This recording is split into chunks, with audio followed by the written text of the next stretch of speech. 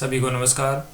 माध्यमिक शिक्षा बोर्ड कक्षा 10 गणित विषय में हम आज कंटिन्यू करेंगे चैप्टर 2 को, वास्तविक संख्या को, और उसमें हम 2.1 और 2.2 पढ़ चुके हैं। आज हम पढ़ेंगे 2.3 और 2.3 का जो मुख्य विषय है वो है संख्याओं की अप्रिमेयता का प्रमाण। यानी कोई संख्या अप्रिमेय है उसको हम अप्रिमेय कैसे सिद्ध करें, तो वो कैसे सिद्ध करेंगे उसके लिए हमें क्या करना पड़ेगा।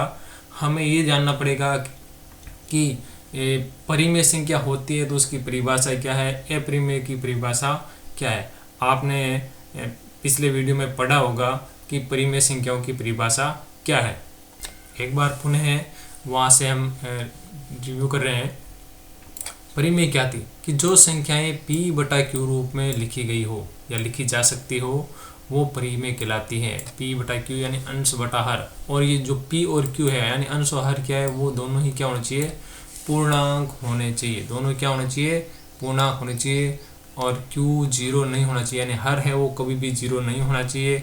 और साथ में p और q क्या होना चाहिए, सहअभाज्य, को प्राइम नंबर, यानी दोनों में कोई भी उभयनिष्ठ गुणनखंड नहीं हो।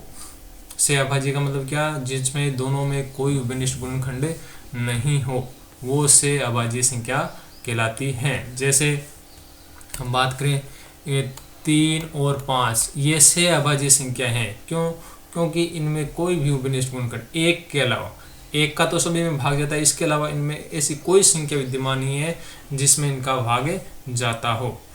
और दूसरा अप्रिमेय संख्या है उसका तो स्वयं विपरीत होगा।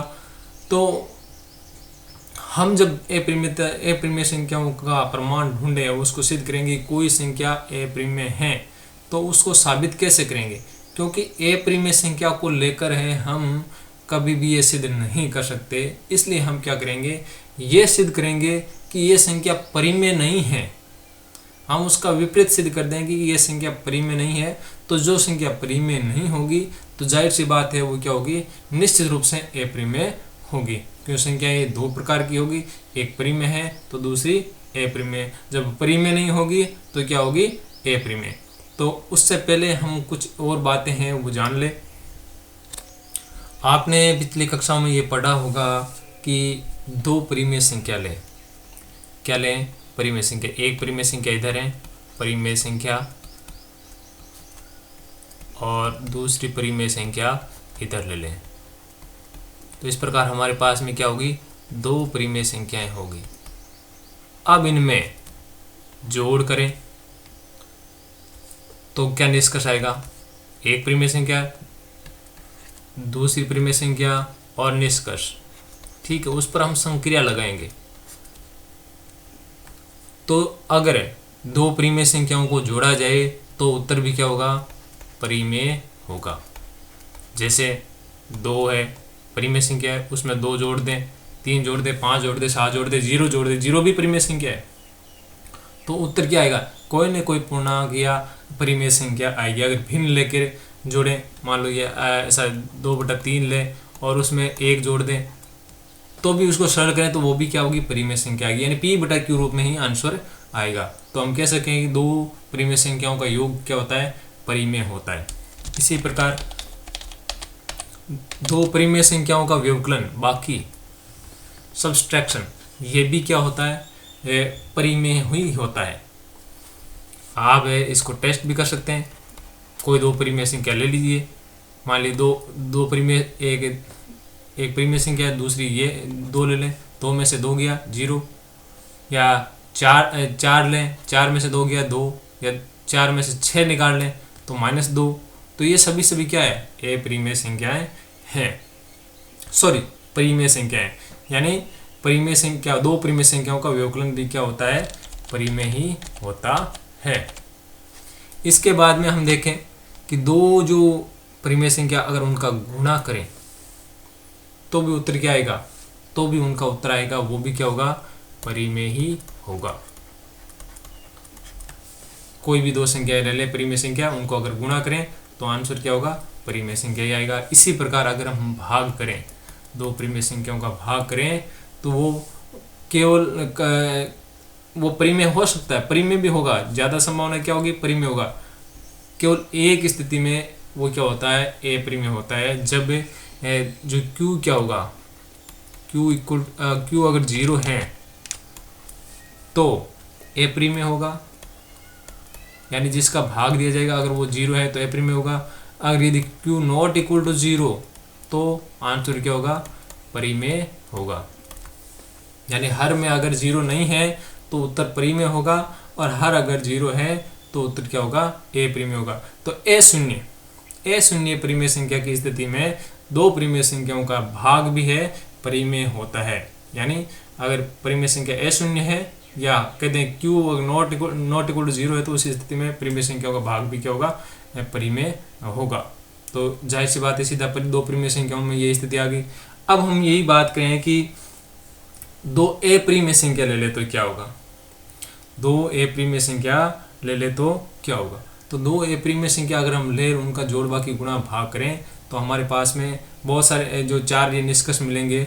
मान लो यहाँ ए परिमेय ले लिया, ए परिमेय संख्या और ए परिमेय संख्या, तो उसमें निष्कर्ष निकालेंगे तो क्या होगा। मान लो यहाँ ए परिमेय संख्या जैसे √3 है, ए परिमेय है, या √3 है, ये भी क्या है, ए परिमेय है। अगर इनको जोड़े तो उत्तर क्या आएगा, उनको जोड़े तो उत्तर ए प्रीमियम भी आएगा, आएगा नहीं आएगा, ए प्रीमियम आ रहा है। और परिमेय भी हो सकता है। परिमेय किस स्थिति में होगा, मानो कि मैंने यहाँ पाई ले लिया, दूसरी तरफ संख्या ले लिया -पाई ले लिया, तो पाई और -पाई को जोड़े उत्तर क्या आएगा, 0। एक प्लस की एक माइनस की दोनों को जोड़ो, सेम चीज होगी तो उत्तर क्या होगा, 0। उस स्थिति में क्या होगा, परिमेय। तो दो ए प्रीमिय संख्याओं का योग परिमेय भी हो सकता है, ए प्रीमिय भी हो सकता है। बाकी की बात करें, अगर √3 में से √3 घटा लिया जाए तो क्या आएगा, उत्तर 0 यानी परिमेय। और मान लो √2 घटाया जाए तब उस स्थिति में क्या होगा, घटेगा नहीं, सेम वैसा लिखा जाएगा, √2 माइनस √3, तो वो क्या होगा, ए प्रीमिय।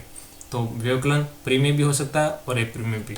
इसी प्रकार हम गुणा की बात की, जैसे √3 ले लिया, उसको अगर √3 से ही गुणा कर दें, √3 है, √3 को √3 से अगर हम गुणा कर दें तो क्या होगा, इसका रूट हट जाएगा, बच जाएगा क्या, 3, और 3 क्या है, परिमेय संख्या, एक पूर्णांक है इसलिए वो परिमेय हो गया।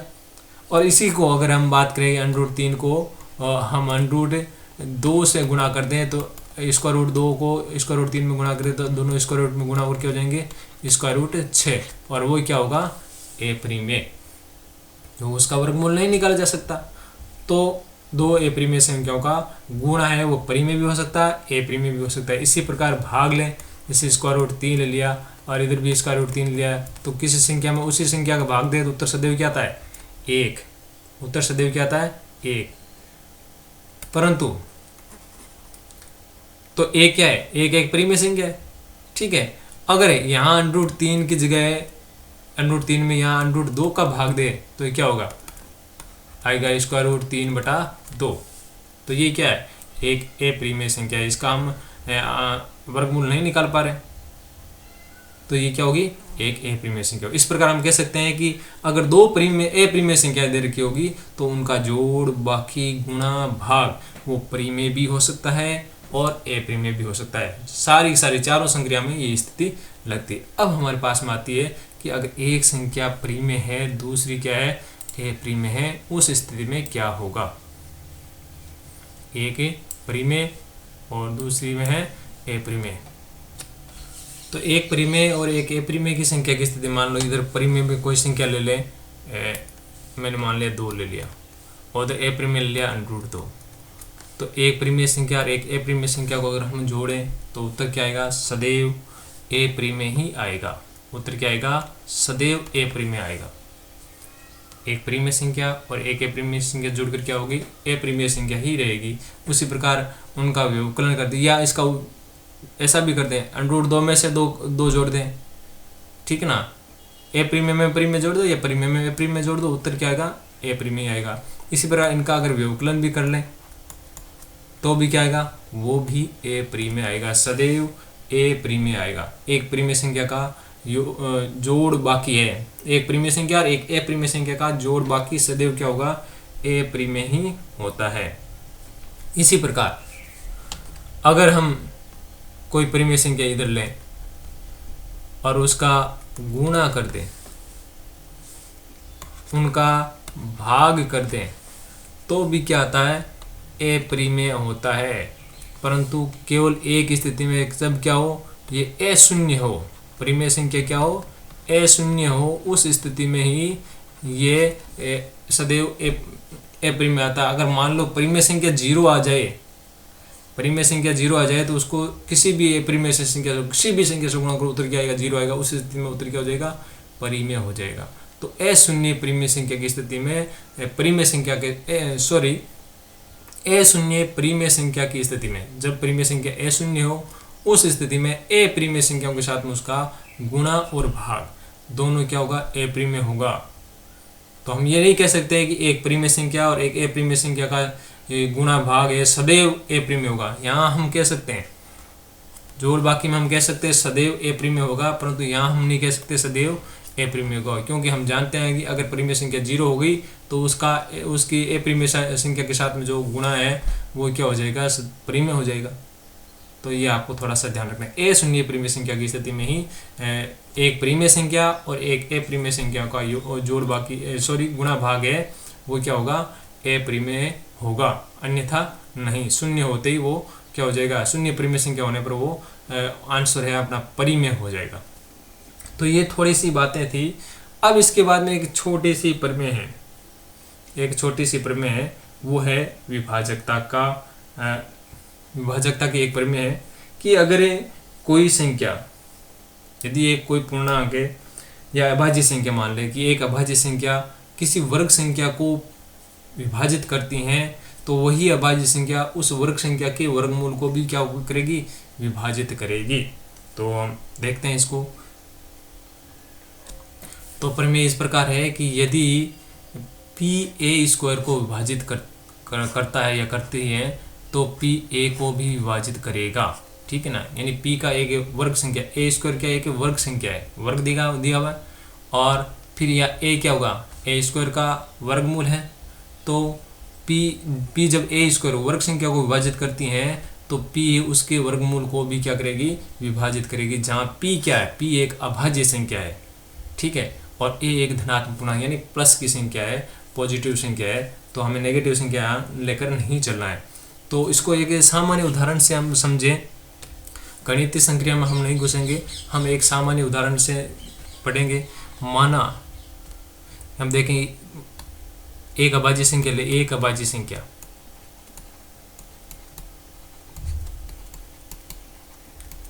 दो है, ठीक है, और एक वर्ग संख्या लें 16, ये एक वर्ग संख्या है, ठीक है। तो हम देखते हैं कि इस 16 में 2 का भाग जा रहा है, नहीं जा रहा 8 बार, और 16 का जो वर्गमूल करें उसमें भी क्या 2 का भाग जाएगा, नहीं जाएगा, उसमें भी 2 का भाग जा रहा है। तो यही बात यहाँ कही गई है कि अगर ए स्क्वायर क्या, यहाँ पर हम देखें ए 16 को हम इस रूप में भी लिख सकते हैं 4 का वर्ग, क्या लिख सकते हैं, 4 का वर्ग। अब इस 4 के वर्ग में 2 का भाग जा रहा है, ठीक है, तो 4 में भी क्या होगा, 2 का भाग जाएगा। तो ये तो एक 2 का हो गया। हम ऐसे 5 भी लिख सकते हैं, 5 इधर ले लें, 25 ले लें, ठीक है। तो ये 25 एक वर्ग संख्या है, उसमें 5 का भाग जाता है, तो इसका वर्गमूल क्या होगा, 5, 25 का, उसमें भी क्या होगा, 5 का भाग जाएगा, ठीक है। ऐसे हम कई उदाहरण लेकर सीख सकते हैं। तो हम सीधी सी बात है, यदि किसी वर्ग संख्या में एक अभाज्य संख्या का भाग जाता है, तो उसके वर्गमूल में भी उस अभाज्य संख्या का भाग जाएगा। यदि ए स्क्वायर पी से विभाजित है, तो ए भी क्या होगा, पी से विभाजित होगा। ये बात हमें ध्यान रखनी है। जहाँ ए और पी है क्या है, पी अभाज्य संख्या है और ए एक धनात्मक पूर्णांक है। अब हम चलते हैं, हमारी जो मुख्य जो प्रश्न है, उत्तर है कि हम अपरिमेयता कैसे सिद्ध करें। तो हमें अपरिमेयता सिद्ध करने के लिए एक विधि काम में लेंगे, वो है विधि विरोधाभास की विधि, कि हम विरोधाभास उत्पन्न करेंगे और सिद्ध करेंगे। क्योंकि हम अगर अपरिमेय संख्याओं को लेकर अगर उसको हल करें, तो हमारे पास में ऑप्शन नहीं है, कि हम उसी रूप में लेकर चलें। जैसे कि त्रिकोणमिति की जो सर्वसमीका होती है, उसमें कभी कभी हम देखते हैं कि अगर सेक टेन कोसेक में मान आ जाता है तो फिर हम क्या करते हैं, उनको साइन कोस में बदलते हैं और फिर सॉल्व करने का प्रयास करते हैं, क्योंकि वो तरीका ईजी होता है और उस तरीके से बड़ी आसानी से सॉल्यूशन हो जाता है। इसी प्रकार यहाँ पर भी हम देखें ए परिमेय संख्या में है, हमारे पास में ज़्यादा संसाधन नहीं है, ज़्यादा हमारे पास में वो टेक्निक नहीं है कि हम उसको सीखें, उससे हम आंसर निकालें। टेक्निक भी हो सकती है परंतु वो इतनी हाई स्तर की होगी कि वो हमारे समझ में नहीं आएगी। तो हमें क्या करना है कि कोई संख्या ए परिमेय है तो हम क्या करेंगे, उसका उल्टा सिद्ध कर देंगे कि वो परिमेय नहीं है। और परिमेय में हम हमारे पास में हम जानते हैं जोड़ भागी गुणा भाग सभी इस तरह से हम कर सकते हैं। तो उसको हम ये सिद्ध कर देंगे, पहले हम मानेंगे कि वो परिमेय है और फिर लास्ट में कह देंगे ये तो परिमेय है ही नहीं। तो जब परिमेय नहीं है तो क्या होगा, वो ए परिमेय होगी। तो हमें यही ट्रिक काम में लेनी है। यहाँ हमारे पास में दो तरह के प्रश्न आएंगे, एक में केवल ए परिमेय संख्या दी हुई होगी और दूसरे तरह के प्रश्न में ए परिमेय संख्याओं के साथ साथ में क्या दिया होगा, किन्हीं दो परिमेय ए परिमेय संख्याओं का जोड़ बाकी गुणा भाग दिया होगा। जैसे आप इस प्रश्न को देख सकते हैं, यहाँ एक परिमेय संख्या और एक ए परिमेय संख्या के बीच में है संक्रिया दी हुई। तो ऐसे प्रश्न भी हो सकते हैं और केवल सीधा ए परिमेय संख्या भी दी हुई हो सकती है। तो दोनों से हमें क्या करना है, सॉल्यूशन करना है। तो सब हम लेंगे सबसे पहले कि ये ए परिमेय संख्या लें जिसमें केवल ए परिमेय संख्या हो, उसको हल करने का तरीका अलग है और उसके साथ में अगर जोड़ भागी गुणा भाग की अगर संक्रिया है तो उसको हल करने का तरीका अलग है। तो दो तरीके हैं, आप बिल्कुल अच्छी तरह से उसमें वाकिफ हो जाए। और केवल इसमें क्या करना, आपको संख्या में चेंज करना है, जो लैंग्वेज है वो एज इट इज ही रहेगी। तो सबसे पहले हम क्या करेंगे, इसमें इस ए परिमेय संख्याओं को सिद्ध करने के लिए, प्रमाणित करने के लिए हम क्या करेंगे, विरोधाभास विधि का प्रयोग करेंगे। तो विरोधाभास विधि में क्या होता है कि जो दिया गया है उसका विपरीत मान ले। दिया गया क्या है कि एक ए परिमेय संख्या है तो हम क्या मान ले, उसको एक परिमेय संख्या है। तो माना √2 क्या है, एक ए परिमेय संख्या है। अतः जब √2 परिमेय मान लिए है तो परिमेय संख्या क्या होती है, वो होती है p/q रूप में। तो हम इसको लिखेंगे √2 बराबर p/q, जहाँ p और q क्या है, हम ये लिखेंगे p व q पूर्णांक हैं, q नॉट इक्वल टू 0 और p व q से अभाज्य है। ये बात से अभाज्य वाली बात यहाँ लिखना जरूरी है। अगर हम परिभाषा में कहीं परिमेय संख्या की परिभाषा लिखे तो हम ये कह सकते हैं कि जो संख्या p/q रूप में लिखी जा सकती हैं और p q पूर्णांक है, q नॉट इक्वल टू 0, यहाँ तक भी हमारा सही है, काम चल जाएगा।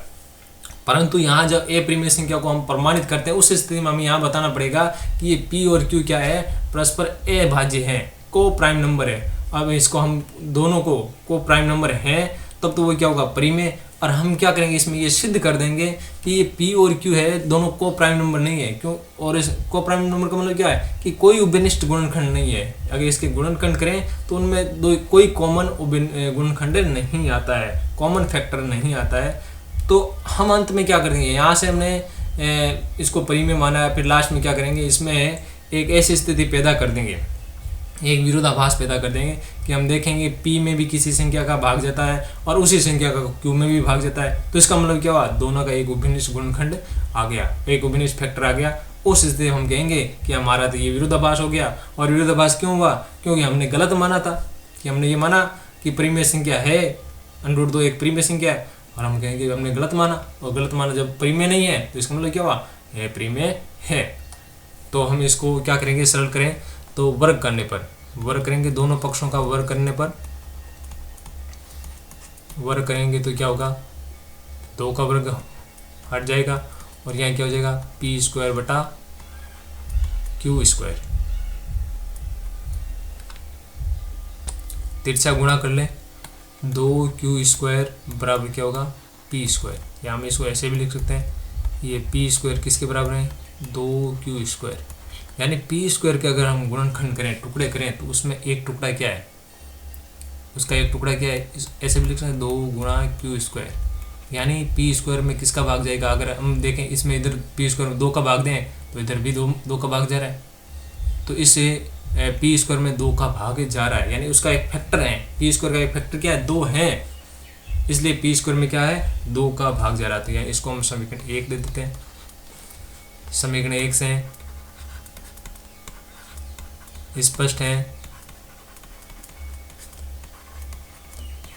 कि पी स्क्वायर 2 से विभाजित है, ठीक है।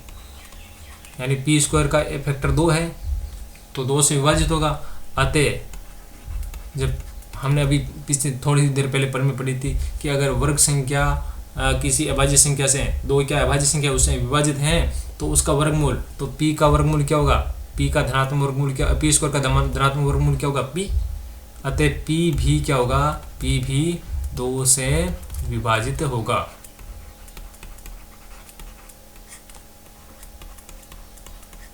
यानी p का भी एक गुणनखंड होगा 2। माना p बराबर p का एक गुणनखंड है 2 और p में 2 का भाग है वो कितनी बार गया? मान लिया कि वो भाग गया c बार, तो p को हम 2c लिख सकते हैं, ये हमने माना है, ठीक है। अब इसका वर्ग कर दें, पी स्क्वायर बराबर क्या होगा? 2 का वर्ग 4, c का वर्ग c स्क्वायर, ये हो गया समीकरण 2। समीकरण 1 में 2 का मान रख दें, समीकरण 1 और 2 से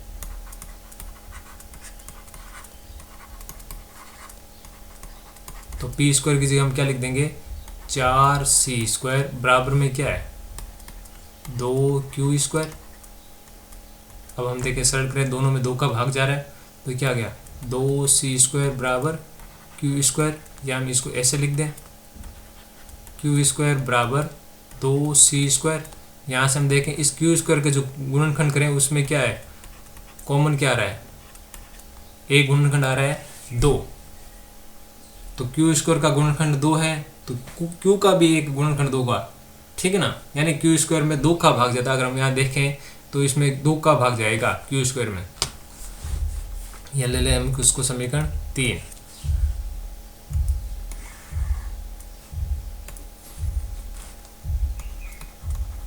समीकरण 3 से स्पष्ट है कि q स्क्वायर 2 से विभाजित है, ठीक है। अतः जब q स्क्वायर 2 से विभाजित है उसका धनात्मक वर्गमूल क्या होगा? q, वो भी क्या होगा? q भी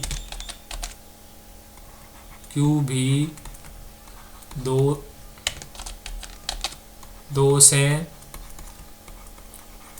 विभाजित होगा,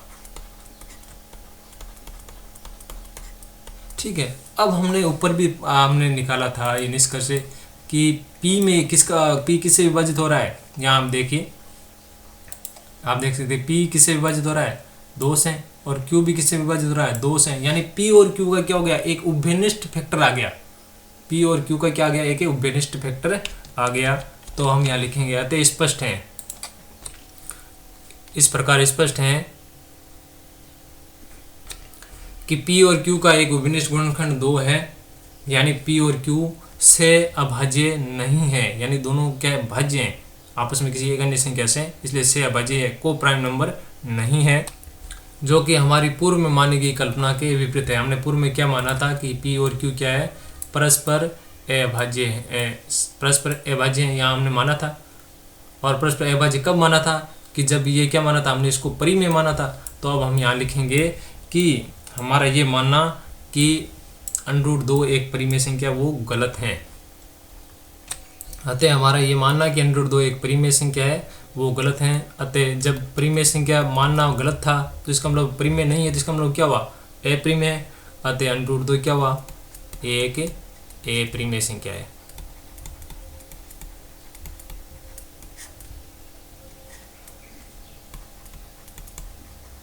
तो इस प्रकार हम विरोधाभास विधि से हम ये सिद्ध कर सकते हैं कि √2 कोई भी √2 की संख्या है वो अप्रिमेय है। तो वापस इसको रिविजिट कर लें कि ये बड़ा ही टेक्निकल है, स्टेप बाय स्टेप आपको चलना है। तो सबसे पहले हमें क्या मानना है, उसको एक परिमेय मानना है। उसको क्या मानना है, एक परिमेय मानना है, विपरीत मानना है, विरोधाभास पैदा करने के लिए विपरीत मानेंगे, अपरिमेय को परिमेय माना। तो फिर परिमेय है तो उसको P बटा Q रूप में लिखेंगे और लिखेंगे P और Q पूर्णांक है, Q नॉट इक्वल 0 और P और Q परस्पर से अभाज्य हैं।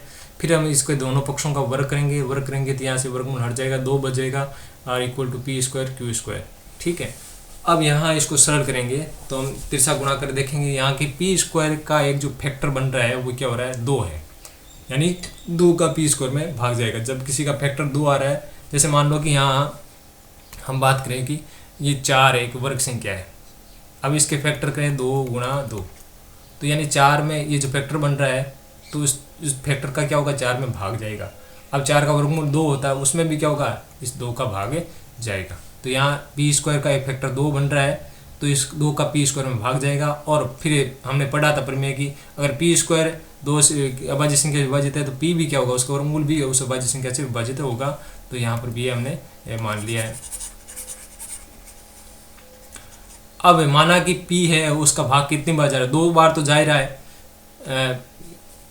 P में 2 का भाग है, वो कितनी बार, 2 का भाग दे, माना कि वो C बार गया तो P बराबर माना 2C और P इसका वर्ग करेंगे, P स्क्वायर बराबर 2C स्क्वायर, 4C स्क्वायर आ गया तो 4C स्क्वायर इस समीकरण 1 में वापस पुटअप कर देंगे तो हमारे पास में क्या होगा, एक Q के पद में आ जाएगा, Q और C के पद में आ जाएगा। फिर यहाँ से हम देखेंगे कि Q में भी क्या होगा, इसी तरह का एक गुणनखंड विद्यमान है और हम वही चीज़ यहाँ लिखेंगे कि Q स्क्वायर 2 से विभाजित है तो Q भी क्या होगा, 2 से विभाजित होगा। तो स्पष्ट है कि P और Q का है क्या, एक उभयनिष्ठ गुणनखंड आ गया 2। तो जो उभयनिष्ठ गुणनखंड आ गया तो परस्पर अभाज्य नहीं होंगे, जब परस्पर अभाज्य नहीं होंगे तो वो क्या होगा, परिमेय भी नहीं होगा। जब परिमेय नहीं होगा तो इसका मतलब क्या है, वो अपरिमेय है। तो हम बता सकते हैं कि हमारी जो पूर्व मानने की कल्पना है वो गलत थी, इसलिए √2 एक अपरिमेय संख्या है। अब यहाँ एक चीज़ समझने वाली बात है कि यहाँ ऐसे बहुत सारे प्रश्न आएंगे कि √3 एक अपरिमेय संख्या सिद्ध करो, √5 एक अपरिमेय संख्या सिद्ध करो, √6 √7 एक अपरिमेय संख्या सिद्ध करो। तो उसको कैसे करें, प्रोसेस सेम वही है। आपने अगर एक प्रश्न का ये √2 को अगर आपने सीख लिया तो √3 √5 वो सारे के सारे हो जाएंगे। आपको क्या करना है, 2 की जगह 3, मानो 3 ले √3 लेना है तो 2 की जगह आपको क्या लिखना है, 3 लिखना है। और जहाँ 2 का वर्ग होगा वहाँ 3 का वर्ग, जैसे 2 का वर्ग 4 है वहाँ 3 का वर्ग क्या आ जाएगा, 9 आ जाएगा। केवल यहाँ पर 2 को पुटअप करना है और 2 के वर्ग को पुटअप करना है। जहाँ जहाँ 2 लिखा आएगा वहाँ पर 3 आ जाएगा, या अगर √5 ले तो वहाँ 5 आ जाएगा। अगर फिर 2 का वर्ग अगर 4 होता है तो 4 की जगह 3 √3 का लेकर चल रहे तो 9 आ जाएगा, और 5 लेकर चल रहे 5 का वर्ग कितना होता है, 25 आ जाएगा। तो केवल यहाँ पर एक संख्या मात्र को ही रिप्लेस करना है, बाकी एज इट इज ही रहेगा। आपसे आग्रह करूँगा कि आप है ये जो है 2 क्वेश्चन है वो आप करें, एक √3 एक अपरिमेय संख्या वो, और एक √5 एक अपरिमेय संख्या है, इसको आप करें तो आप है बेहतर निष्कर्ष पाएंगे। आपका अभ्यास भी है अच्छी तरीके से हो जाएगा। वीडियो कुछ लंबा हो रहा है इसलिए हम इसको यहीं पाज करेंगे, क्योंकि 30 मिनट तक हो रहा है, ज़्यादा लंबा आपके लिए भी बेहतर नहीं होगा। अगला जो वीडियो आएगा उसमें हम पढ़ेंगे कि जो अपरिमेय संख्या उसके साथ में अगर गुणा में, भाग में, जोड़ बाकी में कुछ संख्याएं आ रही हो तो वो उसको ऐसे कैसे अपरिमेय साबित करें। जैसे ये आप देख रहे हैं उदाहरण की क्वेश्चन है, और कुछ प्रश्नावली के भी क्वेश्चन है, वो है कि परिमेय संख्या और अपरिमेय संख्याओं के जोड़ बाकी गुणा भाग के प्रश्न है। तो उनको अगर हम हल करें तो कैसे करेंगे, उनका विधि थोड़ा सा अलग है और ईजी है। तो आशा करता हूँ कि आप मेरे साथ बने रहेंगे। तब तक के लिए धन्यवाद।